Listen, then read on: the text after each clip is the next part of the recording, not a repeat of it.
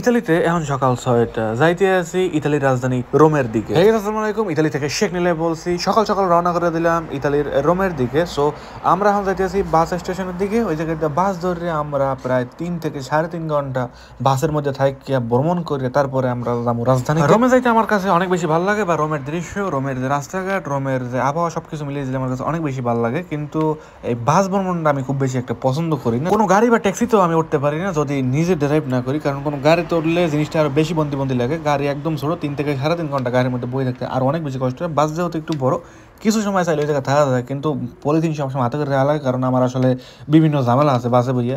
অতিরিক্ত সময় থাকলে বাসের মধ্যে মাথা ঘুরানোতে শুরু করি, আর অনেক সমস্যা। এরপরে আবার এই সকাল প্রায় 5:30টার সময় আজকে ঘুমের উঠছি। ঘুমের উঠতে এত সকাল ঘুমের উঠলে শরীর একটু খারাপ হয়ে যায়। সো আজকে এই যে সকাল সকাল ঘরের বাইরে এলাম, বাসায় ফেরতে ফেরতে প্রায় সন্ধ্যা হইবে। দর্শক, হাঁটার সময় হঠাৎ করে দেখতে পাইতেছেন একজন নারী না পুরুষ আমি ঠিকভাবে বলতে পারতেছি না, মনে হয় একজন বয়স্ক মহিলা কেমনে করে হাঁটতে গেল বাইরে বাইরে। এইটা যদি আমি একলা হইতাম, দিতাম জঙ্গলের মধ্যে দৌড়। জিনিসটা আসলে একটা ভৌতিক লাগলো যে এত সকালবেলা কি এটা। কোনো ব্যায়ামেরও কিন্তু মানুষ নেই, লোকটা কিন্তু ব্যায়াম করতে বাইরে না, হাঁটতে আছে কেমনে দেখেন। মনে হচ্ছে কোনো ধরনের জিন ভূত আসলে হাঁটতে যেতেছে আমার চোখের সামনে। তো সকাল সকাল বাইরে লগে লগে দেখলাম যে সে মানে রাস্তাঘাট যারা পরিষ্কার করতে আছে এরা আসলে কামে কাজে লাগিয়ে গেছে। ওরে গাড়ি আর গাড়ি, হারা রাস্তায় যেদিকে যায় খালি এই গাড়িগুলো এই চোখের সামনে পড়ে।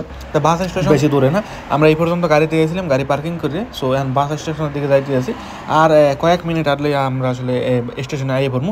সো ইতালির স্টেশনের আশপাশে কিন্তু আমাদের দেশের স্টেশনের মতো খারাপ মানুষ খুব একটা বেশি থাকে না, তবে থাকে বড় বড় শহরে নাপোলি, মিলানো, রোমে এইসব শহরে স্টেশনে অনেক খারাপ মানুষ থাকে, ছিনতাইগিরি ওরা থাকে। তবে ছিনতাইগিরিরা খুব একটা বেশি টানাটানি করে না, ওরা আসলে মদ টদ খায় বা রাস্তার পারে বিভিন্ন ধরনের নেশা করে। কিন্তু মানুষ জানলে আসলে ঝাঁপাইয়ে পড়ে, এই ধরনের ইতিহাসগুলো খুবই কম ঘটছে। তারপরও পরে না, কাহিনীটা ঠিক এরকম কমও না। যদি একলা টাকলা পায় সমস্যা হইলেও হইতে পারে, বাট আমার সামনে আন পর্যন্ত পড়ে না, বা আমাকে পরিবারের কেউ এরকম কোনো সমস্যার সম্মুখীন হয়েছে বা দেখছে, আমি এই জিনিসটা কইতে পারি না। কেউ আসলে আন পর্যন্ত এরকম বিপদের সামনাসামনি হয় না। আর এই স্টেশন তো আমাদের স্টেশন, বাসার সামনে প্রায় 5-7 মিনিট লাগে। সবাই রয়েছে না, পাগল ছাগল যারা এই জায়গায় থাকে না, সবাই আসলে দেখলে হাত দুস করে, বা থাকতে থাকতে সবাই লোক আসলে পরিচিত হয়ে গেছি। সকাল সকাল এই জায়গায় আওয়ার পরে দেখলাম একটা বার খোলা আছে, বড় একটা বার। যেহেতু আমার কোনো কফির নেশা, এছাড়াও এত সকালবেলা কোনো ধরনের নাস্তা করার ইচ্ছা আমার নাই। তারপর যদি বাংলাদেশি নাস্তা হয়তো বা কিছু খাইতাম, বাজি টাজি বা রুটি এরকম কিছু নাস্তা করতাম জাল জাতীয়। এই জায়গায় আসলে এরকম কোনো খাবার দাবার নেই। এই জায়গায় সব ইতালিয়ান খাবার, কর্নেত্ত, তারপর বিভিন্ন রকমের মিষ্টি জাতীয় খাবার, কেক জাতীয় খাবার এগুলো বিক্রি করে। সো এগুলো আমার খুব একটা বেশি পছন্দ না। এত সকালবেলা খাওয়ার কোনো রুচি আমার মুখের মধ্যে বর্তমানে নাই। এখন খালি শোয়ের মধ্যে দেখে খালি ঘুম আর ঘুম।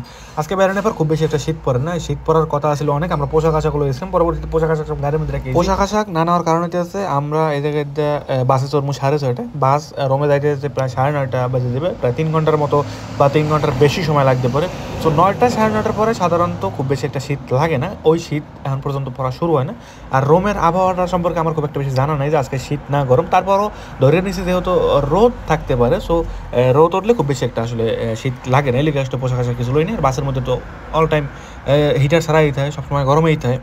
সো স্টেশনের চারপাশে আমরা দেখতে আসি মানুষজন আইতে আছে, মানুষজন যাইতে আছে, বাসের আসা অপেক্ষা করতে আছে। আর আমরা যেই বাসটায় চড়মু ওই বাসটা টোটাল সম্ভবত 4টা গার্ড দেয়। আগে কয়েকটা গার্ড দিয়েছে, এই জায়গা দেবে, সামনে আরেক জায়গা দেবে, পরবর্তী স্টেশনে আমরা আসলে নেমে যাবো। প্রায় 3 ঘন্টা আমাদের বাসে থাকা লাগবে। এই জিনিসটা হলেই আমার চোখ আসলে পানি পড়ে যায়। আমি আসলে বাসে থাকতেই পারি না, বাসের মধ্যে ঢুকলে ভাই মাজা মোজা খাইয়ে যায়, শরীর মরির ব্যথা হয়ে যায়।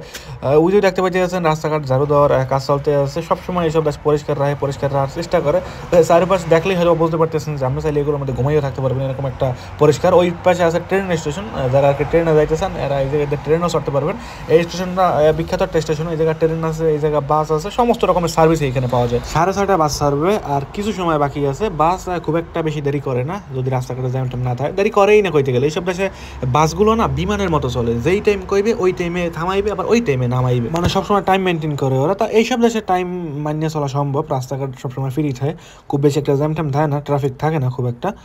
এই কারণে ওরা আসলে সবসময় টাইম মানতে পারে, বা যেই টাইমে কয় ওই টাইমে ছাড়ে, এবার ওই টাইমে মানুষ নামায়, মানুষ উঠে। সো সবকিছু একটা নিয়মের মধ্যে থাকে। এইসব দেশের ট্রেন স্টেশন, বাস স্টেশন বা এয়ারপোর্টে আমার কোনো ভয় লাগে না, যেই ভয়টা আমাদের দেশে থাকতে পারে। আমাদের দেশের bus station, train station, launch ঘাট, এই ধরনের জায়গাগুলোর কথা নতুন করে কই আসলে ভিডিও বড় করে লাভ নেই।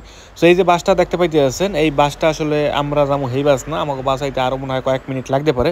সো ওই ভিডিওটা যদি দেখতে চান তাহলে আমার এই চ্যানেলের লগে থাকবেন, কারণ পুরো ব্লগটা যদি দিতে চাই তাহলে ভিডিওটা অনেক বড় হয়ে যাবে। ভিডিওতে দেখতে পারবেন পরবর্তী ঘটনাগুলো। এই পর্যন্ত ভালো থাকবেন, সুস্থ থাকবেন, বাই বাই সবাইকে।